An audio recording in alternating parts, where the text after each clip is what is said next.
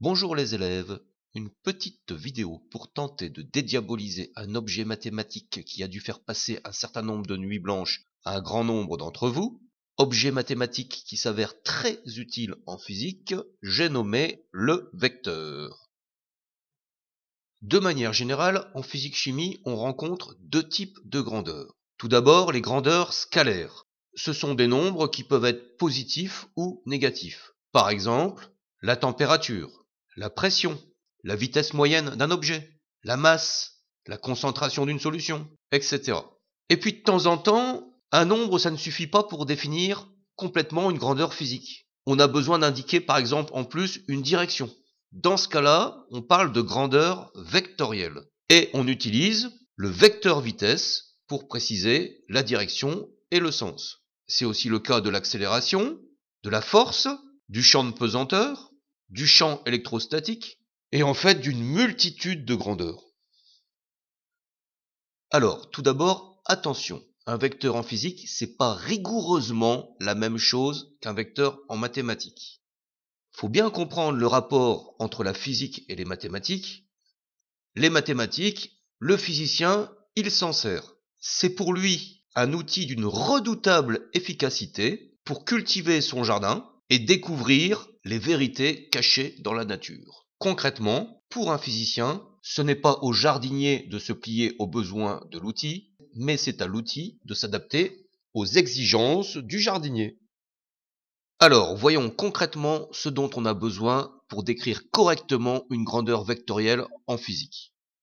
Prenons un exemple de la vie de tous les jours, un professeur de physique qui pousse un éléphant.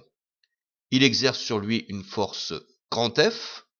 On doit d'abord préciser l'endroit où il pousse l'éléphant. C'est ce qu'on appelle le point d'application de la force. Ici, le point A. La direction dans laquelle s'exerce cette force. Ici, horizontale. Le sens de cette force. Vers quelque chose. Ici, vers la droite. Et puis, dernière chose, hyper importante en physique, la norme du vecteur. Alors, c'est surtout là qu'on prend un peu de liberté avec les mathématiques. En maths, une norme n'a pas d'unité. En physique, ça correspond à la valeur de la grandeur vectorielle.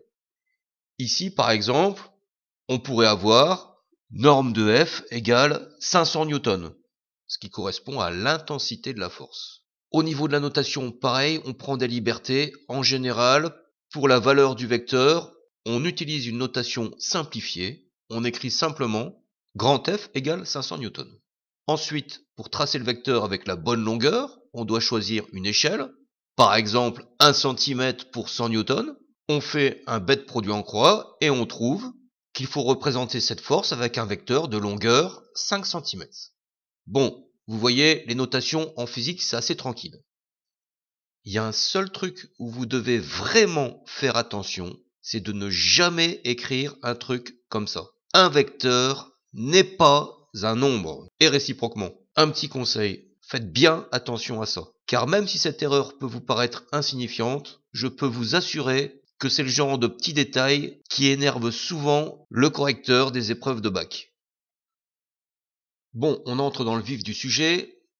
Comment faire en physique pour avoir rapidement les coordonnées d'un vecteur?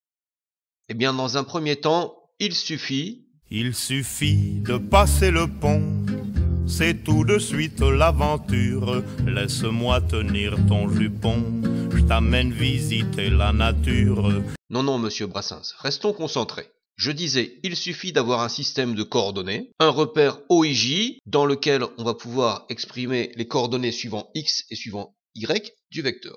Par exemple, ici, le vecteur F, on peut l'exprimer en fonction des vecteurs unitaires I et J de cette façon. Alors ça, c'est la notation mathématique, mais c'est pas celle qu'on utilise le plus souvent en physique. Personnellement, j'utilise plutôt cette notation-là, c'est plus rapide, et ça me paraît aussi clair. Fx et Fy, c'est les coordonnées du vecteur F. Attention, ces valeurs peuvent être positives ou négatives. Au niveau de la norme, il suffit de remarquer que le triangle formé par les segments vert, rouge et bleu est un triangle rectangle.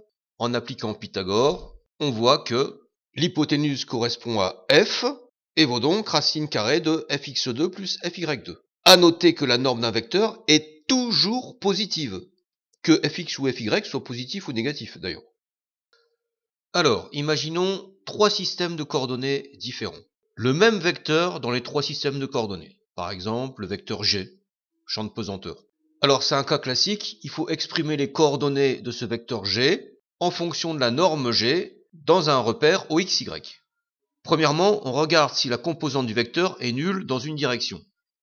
Là, on voit facilement que gx égale 0 dans les trois cas.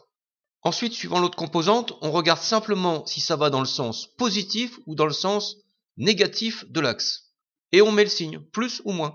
Premier cas, le vecteur g, il est dirigé dans la direction opposée de l'axe OY, donc je mets un moins. Deuxième cas, il est dans le même sens que l'axe OY, je mets un plus. Troisième cas, sens opposé, je mets un moins. Ensuite, la norme g étant forcément positive, j'en conclus que gy égale moins g, plus g dans le deuxième cas, moins g dans le troisième. Dans les exercices de cinématique, on a souvent affaire au vecteur vitesse v. Même chose. Premier cas, on voit que vy égale 0. Vx est dans le sens positif, donc je mets plus v. Deuxième cas, même chose. Vx, c'est toujours plus v. Troisième cas, vx est dans le sens négatif, donc je commence par mettre un moins, et la norme étant positive, je mets moins v. Voyons maintenant le cas général, lorsque le vecteur n'est ni horizontal, ni vertical. Dans tous les cas, on peut toujours tracer un triangle rectangle. La longueur de l'hypoténuse correspondant à la norme du vecteur.